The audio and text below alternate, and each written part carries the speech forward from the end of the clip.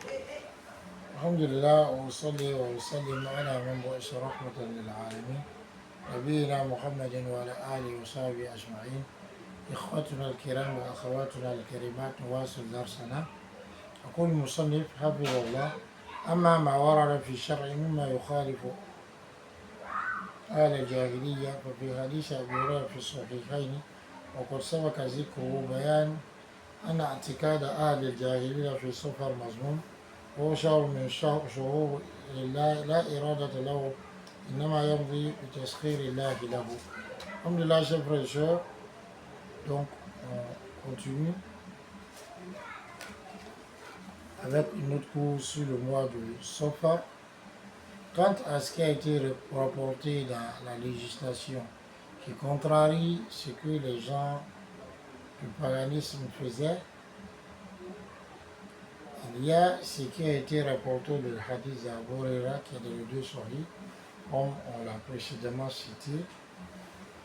Il y a dans ce hadith la clarification de ce que la conviction des gens du paganisme suivant vis-à-vis du mois de Safar est blâmable. Parce que Safar est un mois parmi les mois d'Allah qui n'a pas de volonté, mais il suit ce que Allah subhanahu wa ta'ala lui a tracé comme voie, ce à quoi Allah subhanahu wa ta'ala l'a assujetti. Donc ça veut dire que nous musulmans, on ne doit pas avoir cette conviction selon laquelle dans le mois de Safar, comme certains disent que ce mois était un mauvais mois, on ne fait pas de mariage dedans. Mais malgré cela, malgré ces paroles qui sont mauvaises,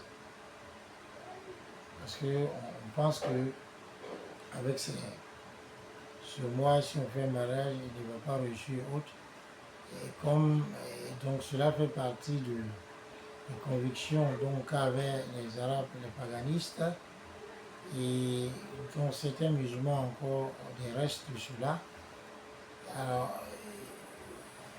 ce dont on se rend compte, c'est que quand personne ne refuse de travailler dans ce mois, et personne ne refuse également de, disons, prendre de l'argent qu'on lui donne, ou bien des dons qu'on lui fait, ou bien de ses primes qu'on lui paye, de son salaire qu'on lui paye, ou de faire des affaires durant ce mois, ou d'engager des projets durant ce mois,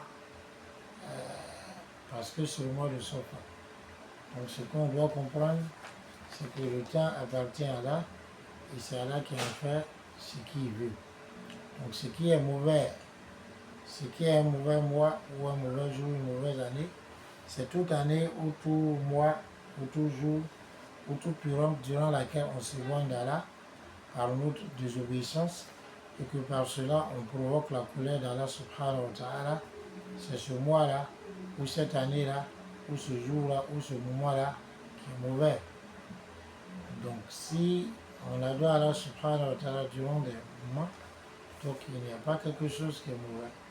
Donc le mois ou l'année où la période va devenir mauvaise à cause de ce qu'on va y faire. Mais le mois lui-même ne renferme pas de mal ou du bien en lui-même. On ne peut pas produire du bien ou du mal lui-même. Mais c'est ce qu'on y fait, donc il va faire que ce sera quelque chose de mal. Mal pourquoi? Parce qu'il sera un témoin contre nous pour le mal qu'on aura accompli dedans. Comme la fornication, comme la médisance, comme le fait de comporter des paroles, comme le fait de désobéir aux parents, comme le shirk, le polythéisme que les gens commettent dans ces mois ou dans d'autres mois, et la corruption, l'injustice et bien d'autres actes, alors qu'on commet le mensonge, la tricherie. Donc ce sont ces actes-là, que ce soit des paroles ou des convictions ou des actes même très qu'on pose avec nos différents membres, qui sont interdits par Allah, par son message sallallahu alayhi wa sallam, qui sont donc de la désobéissance, qui provoquent la colère d'Allah. C'est ça donc qui va faire du mois un mauvais mois ou un mauvais mois. Parce que il y a un châtiment qui nous attend si on ne s'est pas repenti. C'est aussi donc par nos bonnes actions, notre obéissance à Allah, que ce mois ou tout autre mois, ou alors un jour ou un moment va devenir quelque chose de bon. Donc il est important de comprendre ces choses. Car nous accorde la bonne compréhension, qu'il nous aide et qu'il soit satisfait de nous. Salam alaikum wa rahmatullahi wa barakatuh.